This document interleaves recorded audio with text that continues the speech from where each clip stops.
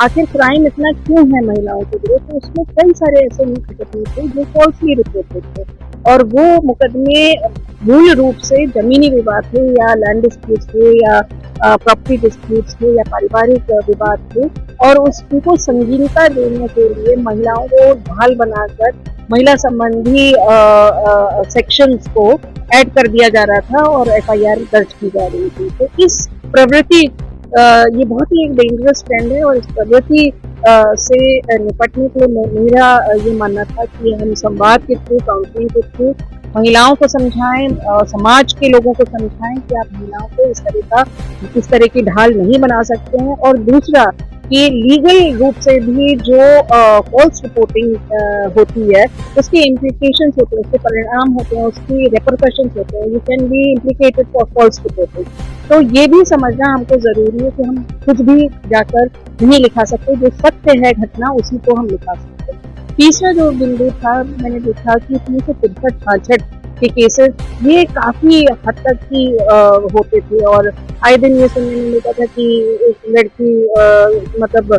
अपहरण हो गया, या एक महिला का अपहरण हो गया, या लड़की का अपहरण हो गया, और ये चीजें काफी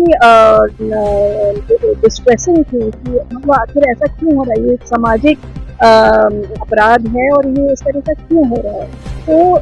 इसको जब खोजा और इसमें अध्ययन किया तो पाया कि ग्रामीण क्षेत्र में ज्यादा हो रहा है, जहाँ पर बच्चियों और बच्चों को माता पिता से संवाद करने का उतना अवसर प्राप्त नहीं। माता पिता अभिभावक जो हैं वो संवाद में शायद नहीं विश्वास करते हैं, और इसी कारण बच्चे बच्चियाँ 16 स्टेप पीछे या तो इलोपमेंट कर लेते हैं, या फिर जो है सुसाइड तक की नौबत आ जाती है। तो ऐसी स्थिति में बहुत जरूरी है कि हम न केवल अपनी बच्चों को और उनके अभिभावकों को, यानी कि पेरेंट्स को, माता पिता को भी समझाएं और उनको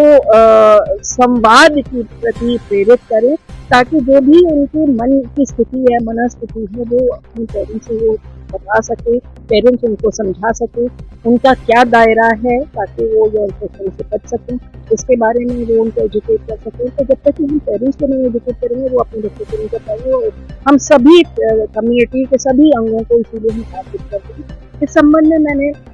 अपने आईजी आगरा रेंज से बात की और डीआईजी अलीगढ़ रेंज से बात की, और मैंने बताया कि मेरे मन में इस तरह का है एक भाव और एक इस तरह का एक वो चल रहा है मेरे दिमाग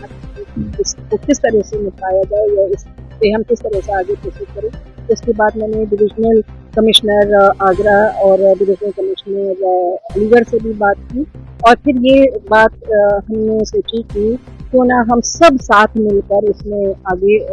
बढ़ें, और इसलिए प्रशासनिक विभाग, सभी डीडीओज को नोडल अधिकारी बनाया गया, जिनके अंदर सभी प्रकार के प्रशासनिक विभाग हैं जो ग्रामीण क्षेत्र के हैं, चाहे वो शिक्षा विभाग हो, चाहे वो ग्राम पंचायत विभाग हो, चाहे वो नेशनल रूरल मिशन का विभाग हो। तो सभी विभाग जो डीडीओ होते हैं उनको नोडल अधिकारी बनाया गया। इधर हमारे सारे पुलिस अधीक्षक और उनके जो एडिशनल एसपीज हैं उनको नोडल ऑफिसर बनाया गया, और महिला भी कॉन्स्टिट्यूट रखी, और वहाँ पर सेल्फ हेल्प ग्रुप रखी, एसएचजीज रखी, आंगनबाड़ी और यूनियन रखी, इन सबको जोड़ा गया है। इसके साथ साथ जो नॉन गवर्नमेंटल ऑर्गेनाइजेशन है, 13 नॉन गवर्नमेंटल ऑर्गेनाइजेशन जिनकी हमने परफॉर्मेंस पहले स्टडी की और उनको समझा कि क्या परफॉर्मेंस है, किस तरह से वो काम कर रहे हैं, और जब हम उनके काम से संतुष्ट हुए तो उनको भी जोड़ा। और इसी प्रकार से हमने 18 मनोवैज्ञानिकों को, कुछ आगरा, कुछ अलीगढ़, कुछ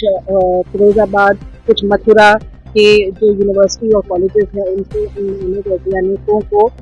वॉलंटरी बेसिस पे लिया, और इस पूरे कार्यक्रम में सबको जोड़ते हुए यूनिसेफ हमारा सबसे बड़ा पार्टनर है। यूनिसेफ ने हमारे साथ मिलकर इसका एक कार्यक्रम रूपरेखा बनाई, क्योंकि मैं 1090 में रह चुकी हूँ, तो मैं यूनिसेफ के साथ काम कर चुकी हूँ, और मुझे आइडिया है कि यूनिसेफ किस तरह से इंटेंसिव आउटरीच करता है, और उसी क्यू को लेते हुए मैंने यहाँ पर सोचा कि क्यों ना आगरा जोन में ये